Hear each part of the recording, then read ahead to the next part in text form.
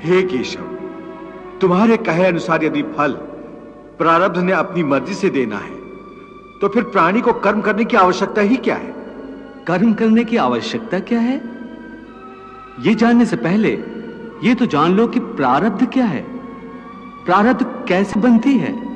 हे केशव, प्रारब्ध क्या है उसे जानने में क्या मुश्किल है? यह तो सीधी सी बात है कि जो भगवान की इच्छा है वही मनुष्य का प्रारब्ध होती है। नहीं अर्जुन, नहीं, यह धारणा सत्य नहीं है। क्यों सत्य नहीं है? क्योंकि मैं किसी के प्रारब्ध नहीं बनाता, ना मैं किसी प्राणी के कर्म अथवा कर्म फल के हिसाब में दखल देता हूं।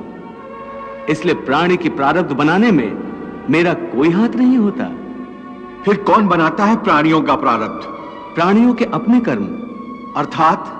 अर्थात ये कि प्राणी जैसे कर्म करेगा उसका वैसा ही फल पाएगा। अच्छे कर्म करेगा तो अच्छा फल मिलेगा और बुरे कर्म करेगा तो बुरा फल पाएगा।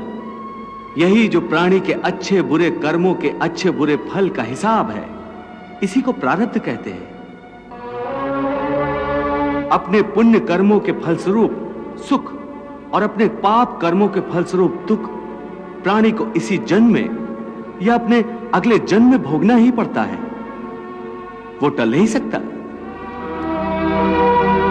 इसलिए अकर्मण्य हुए बिना निरंतर अपने धर्म के अनुसार कर्म करते जाओ और मन में यह पक्का विश्वास रखो कि जिस नियत के साथ तुम कर्म करोगे उसी नियत के अनुसार तुम्हें फल अवश्य मिलेगा।